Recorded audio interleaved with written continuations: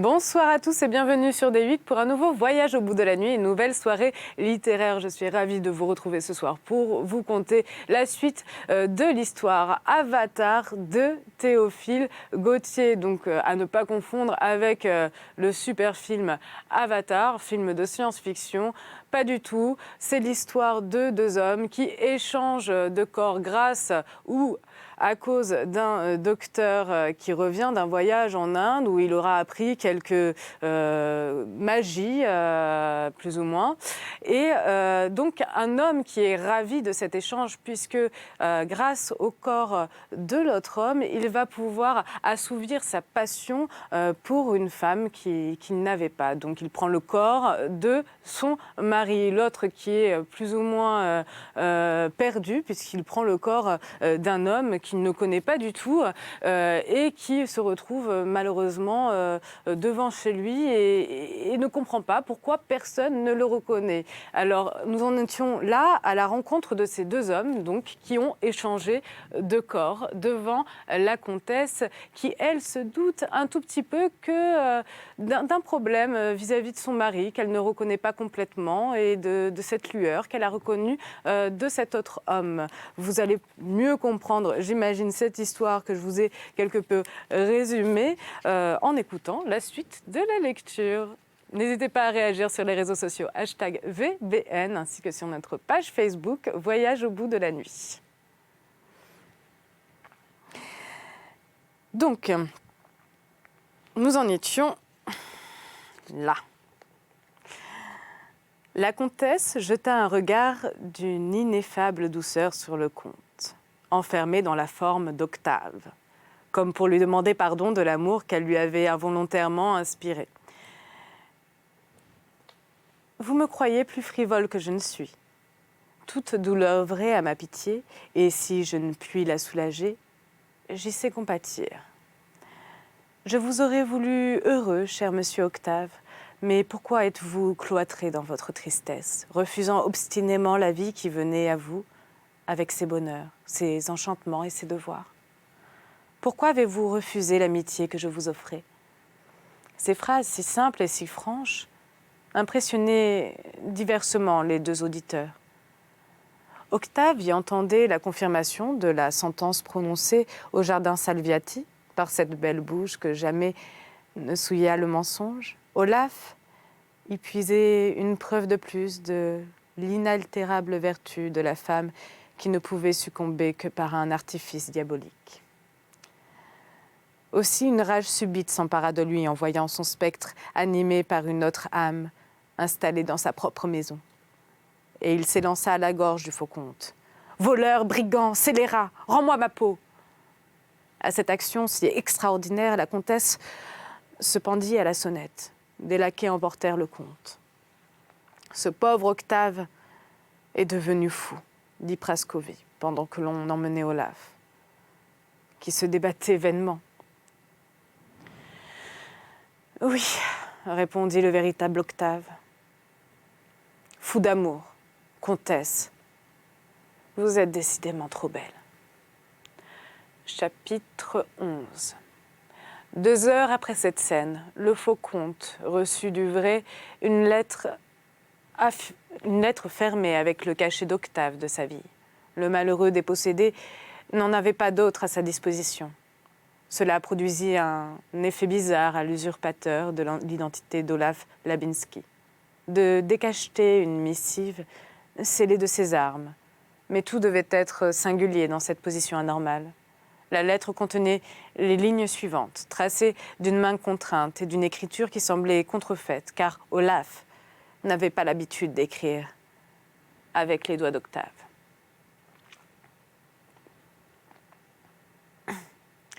Lue par tout autre que vous, cette lettre paraîtrait datée des petites maisons, mais vous me comprendrez. Un concours inexplicable de circonstances fatales qui ne sont peut-être jamais produites depuis que la Terre tourne autour du Soleil, me force à une action que nul homme n'a faite. Je m'écris à moi-même et mets sur cette adresse un nom qui est le mien. Un nom que vous m'avez volé avec ma personne. De quelle machination ténébreuse suis-je victime? Dans quel cercle d'illusions infernales ai-je mis le pied? Je l'ignore. Vous le savez sans doute. Ce secret, si vous n'êtes point un lâche, le canon de mon pistolet ou la pointe de mon épée, vous le demandera sur un terrain où tout homme honorable ou infâme répond aux questions qu'on lui pose. Il faut que demain, l'un de nous ait cessé de voir la lumière du ciel. Ce large univers est maintenant trop étroit pour nous deux. Je tuerai mon corps habité par votre esprit imposteur, ou vous tuerez le vôtre, où mon âme s'indigne d'être emprisonnée. N'essayez pas de me faire passer pour fou, j'aurai le courage d'être raisonnable. Et partout où je vous rencontrerai, je vous insulterai avec une politesse de gentilhomme, avec un sang-froid de diplomate. Les moustaches de monsieur le comte Olaf Labinski peuvent déplaire à monsieur Octave de Saville, et tous les jours on se marche sur les pieds à la sortie de l'opéra. Mais j'espère que mes phrases, bien qu'obscures, n'auront aucune ambiguïté pour vous et que mes témoins n'entendront parfaitement avec les vôtres pour l'heure. S'entendront parfaitement avec les vôtres pour l'heure. Le lieu et les conditions du combat. Cette lettre jeta Octave dans une grande perplexité. Il ne pouvait refuser le cartel du comte et cependant il lui répugnait de se battre avec lui-même car il avait gardé pour son ancienne enveloppe une certaine tendresse. L'idée d'être obligé à ce combat, par quelque outrage éclatant, le fit se décider pour l'acceptation. Quoique, à la rigueur, il pût mettre à son adversaire la camisole de force de la folie et lui arrêter ainsi le bras, mais ce moyen violent répugnait à sa délicatesse. Si entraîné par une passion inéluctable, il avait commis un acte répréhensible et caché l'amant sous le masque de l'époux pour triompher d'une vertu au-dessus de toutes les séductions. Il n'était pas pourtant un homme sans honneur et sans courage. Ce parti extrême, il ne l'avait d'ailleurs pris qu'après 3 ans de lutte et de souffrance, au moment où sa vie consumée par l'amour allait lui échapper. Il ne connaissait pas le comte, il n'était pas son ami, il ne lui devait rien et il avait profité du moyen hasardeux que lui offrait le docteur Balthazar Charbonneau. Où prendre des témoins? Sans doute parmi les amis du comte, mais Octave, depuis un jour qu'il habitait l'hôtel, n'avait pu se plier avec eux. Sur la cheminée s'arrondissaient 2 coupes de céladons craquelés, dont les anses étaient formées par des dragons d'or. L'une contenait des bagues, des épingles, des cachets et autres menus bijoux. L'autre des cartes de visite, ou sous des couronnes de ducs, de marquis, de comtes, en gothique, en ronde, en anglaise, étaient inscrits par des gravures habiles une foule de noms polonais, russes, hongrois, allemands, italiens, espagnols, attestant l'existence voyageuse du comte qui avait des amis dans tous les pays. Octave en prit 2 par hasard. Le comte Zamoïski et le marquis de Sepulveda. Il ordonna d'atteler et se fit conduire chez eux. Il les trouva l'un et l'autre. Ils ne parurent pas surpris de la requête de celui qu'ils prenaient pour le comte Olaf Labinski. Totalement dénués de la sensibilité des témoins bourgeois, ils ne demandèrent pas si l'affaire pouvait s'arranger et gardèrent un silence de bon goût sur le motif de la querelle, en parfaits gentilshommes qu'ils étaient. De son côté, le comte véritable, ou si vous l'aimez mieux, le faux Octave, était en proie à un embarras pareil. Il se souvint d'Alfred Humbert et de Gustave Rimbaud, au déjeuner duquel il avait refusé d'assister, et il les décida à le servir en cette rencontre. Les 2 jeunes gens marquèrent quelque étonnement de voir engager dans un duel leur ami, qui depuis 1 an n'avait presque pas quitté sa chambre, et dont ils savaient l'humeur plus pacifique que batailleuse. Mais lorsqu'il leur eut dit qu'il s'agissait d'un combat à mort pour un motif qui ne devait pas être révélé, ils ne firent plus d'objection et se rendirent à l'hôtel Labinski. Les conditions furent bientôt réglées. Une pièce d'or, jetée en l'air, décida de l'arme. Les adversaires ayant déclaré que l'épée ou le pistolet leur convenaient également, on devait se rendre au bois de Boulogne à 6 heures du matin dans l'avenue des Poteaux. Près de ce toit de chaume soutenu par des piliers rustiques et cette place libre d'arbres où le sable tassé présente une arène propre à ces sortes de combats. Lorsque tout fut convenu, il était près de minuit et Octave se dirigea vers la porte de l'appartement de Praskovie. Le verrou était tiré comme la veille et la voix moqueuse de la comtesse lui jeta cette raillerie à travers la porte. « Revenez quand vous saurez le polonais. Je suis trop patriote pour recevoir un étranger chez moi. » Le matin, le docteur Charbonneau, qu'Octave avait prévenu, arriva portant une trousse d'instruments de chirurgie et un paquet de bandelettes. Ils montèrent ensemble en voiture. Zamoïski et Sepulveda suivaient dans leur coupé. « Eh bien, mon cher Octave, dit le docteur, l'aventure tourne donc déjà au tragique. J'aurais dû laisser dormir le comte dans votre corps une huitaine de jours sur mon divan. J'ai prolongé au-delà de cette limite des sommeils magnétiques. Mais on a beau avoir étudié la sagesse chez les Brahmes, les Pandits et les Sannyasis de l'Inde, on oublie toujours quelque chose. Et il se trouve des imperfections au plan le mieux combiné. Mais comment la comtesse Praskovie a-t-elle accueilli son amoureux de Florence ainsi déguisé ? Je crois, répondit Octave, qu'elle m'a reconnu malgré ma métamorphose. Ou bien c'est son ange gardien qui lui a soufflé à l'oreille de se méfier de moi. Je l'ai trouvée aussi chaste, aussi froide, aussi pure que la neige du pôle. Sous une forme aimée, son âme esquisse devinait sans doute une âme étrangère.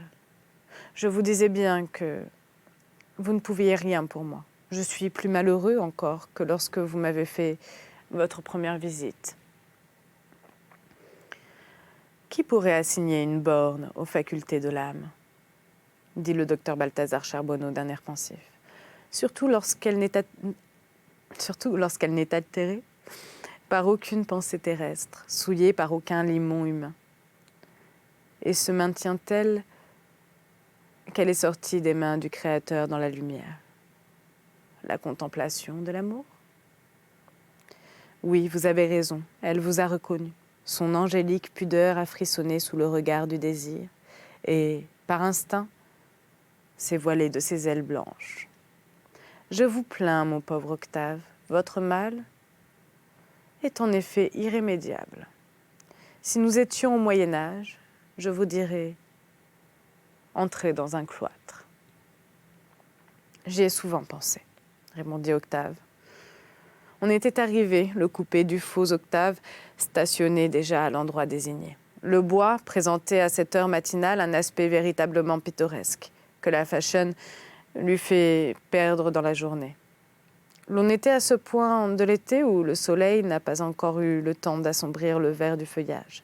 Des teintes fraîches, transparentes, lavées par la rosée de la nuit, nuançaient les massifs, et il s'en dégageait un parfum de jeune végétation.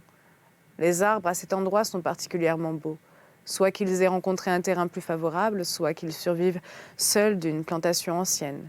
Leurs troncs vigoureux, plaqués de mousse ou satinés d'une écorce d'argent, s'agrafent au sol par des racines noueuses, projettent des branches aux coudes bizarres et pourraient servir de modèle aux études des peintres et des décorateurs qui vont bien loin en chercher de moins remarquables.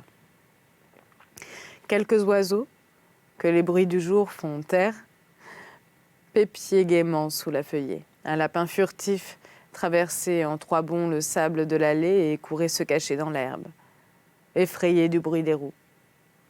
Ces poésies de la nature, surprises, en déshabillé, occupaient peu, comme vous le pensez, les 2 adversaires et leurs témoins.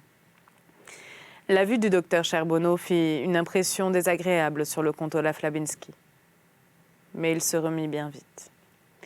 L'on mesura les épées, l'on assigna les places aux combattants, qui, après avoir mis habit bas, tombèrent en garde-pointe, contre pointe. Les témoins crièrent « Allez !»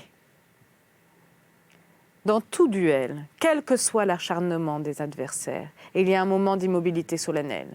Chaque combattant étudie son ennemi en silence et fait son plan, méditant l'attaque et se préparant à la riposte. Puis les épées se cherchent, s'agacent, se tâtent, pour ainsi dire sans se quitter.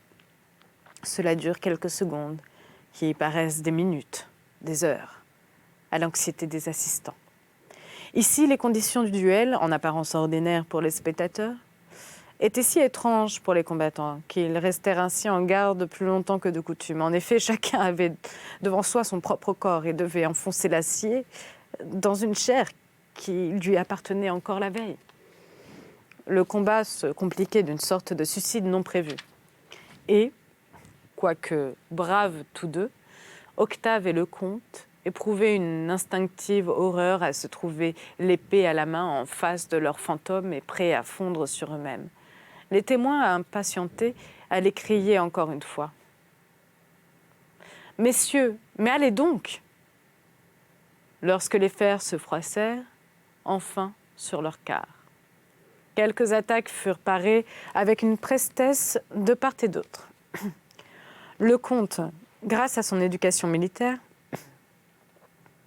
était un habile tireur. Il avait moucheté le plastron des maîtres les plus célèbres. Mais s'il possédait toujours la théorie, il n'avait plus pour l'exécution ce bras nerveux habitué à tailler des croupières aux mourides de Chamille. C'était le faible poignet d'Octave qui tenait son épée. Au contraire, Octave, dans le corps du comte, se trouvait une vigueur inconnue, et quoique moins savant, il écartait toujours de sa poitrine le fer qui la cherchait. Vainement, Olaf s'efforçait d'atteindre son adversaire et risquait des bottes hasardeuses. Octave, plus froid et plus ferme, déjouait toutes les feintes. La colère commençait à s'emparer du comte, dont le jeu devenait nerveux et désordonné. Quitte à rester Octave de sa vie, il voulait tuer ce corps imposteur qui pouvait tromper Prascovie. Pensée qu'il le jetait en d'inexprimables rages. Au risque de se faire transpercer, il essaya un coup droit pour arriver, à travers son corps, son propre corps, à l'âme et à la vie de son rival. Mais l'épée d'Octave se lia autour de la sienne avec un mouvement si preste, si sec, si irrésistible que le fer, arraché de son poing, jaillit en l'air et alla tomber quelques pas plus loin. La vie d'Olaf était à la discrétion d'Octave. Il n'avait qu'à se fendre pour le percer de part en part. La figure du comte se crispa, non qu'il eût peur de la mort, mais il pensait qu'il allait laisser sa femme à ce voleur de corps, que rien désormais ne pourrait démasquer.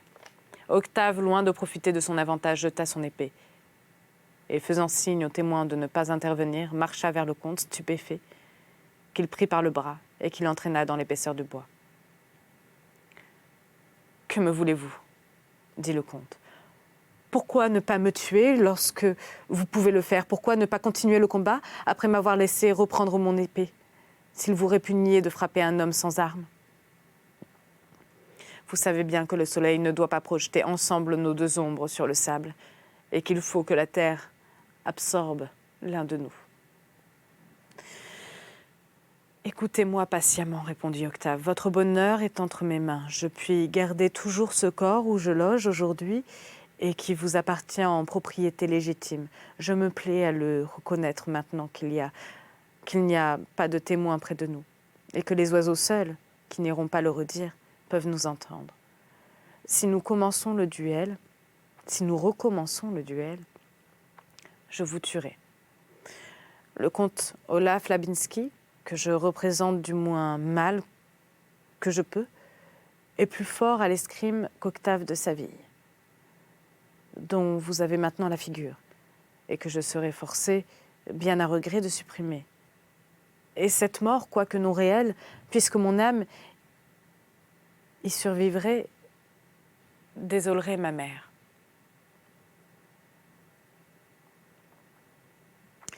Le comte, reconnaissant la vérité de ses observations, garda un silence qui ressemblait à une sorte d'acquiescement.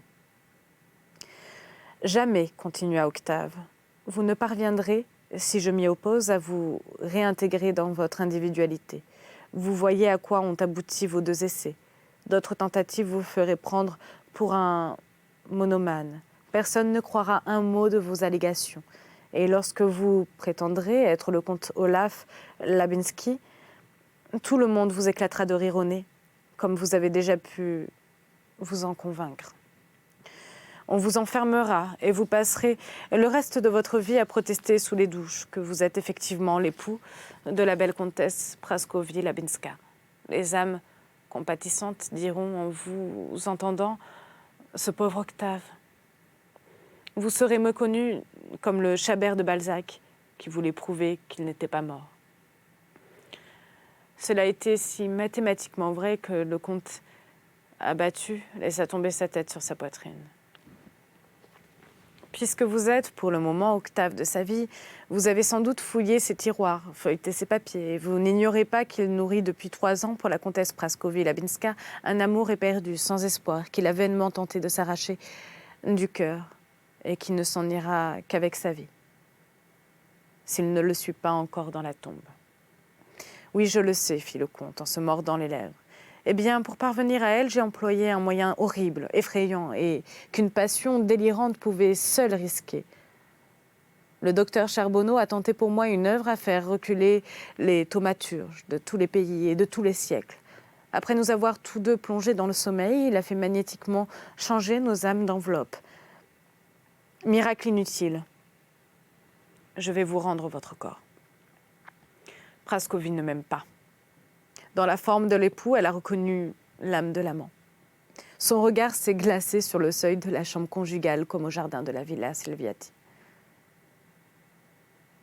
Un chagrin si vrai se trahissait dans l'accent d'Octave, que le comte ajouta foi à ses paroles. « Je suis un amoureux », ajouta Octave en souriant, « et non pas un voleur. Et puisque le seul bien que j'ai désiré sur cette terre ne peut m'appartenir, je ne vois pas pourquoi je garderai vos titres, vos châteaux, vos terres, vos ardents, vos chevaux, vos armes. Allons, donnez-moi le bras. Ayons l'air réconciliés, remercions nos témoins, prenons avec nous le docteur Charbonneau et retournons au laboratoire magique d'où nous sommes sortis transfigurés. Le vieux Brahme saura bien défaire ce qu'il a fait. Monsieur, dit Octave, soutenant pour quelques minutes encore le rôle du comte Olaf Labinski. Nous avons échangé, mon adversaire et moi, des explications confidentielles qui rendent la continuation du combat inutile. Rien n'éclaircit les idées entre honnêtes gens, comme de froisser un peu le fer. Madame Zamoyski, Monsieur Zamoyski et Sepulveda remontèrent dans leur voiture. Alfred Humbert et Gustave Rimbaud regagnèrent leur coupé. Le comte Olaf Labinski, Octave de sa vie, et le docteur Balthazar se dirigèrent, grand train, vers la rue du Regard. Voilà, c'est ainsi que se termine donc ma lecture de ce roman, donc l'Avatar de Théophile Gautier. Avant de vous quitter, je vais vous donner une petite citation. Il n'y a de vraiment beau que ce qui ne peut servir à rien. Tout ce qui est utile est laid, car c'est l'expression de quelques besoins, et ceux de l'homme sont ignobles et dégoûtants, comme sa pauvre et infirme nature. Préface de Mademoiselle de Maupin de Théophile Gautier. Bonne soirée à vous.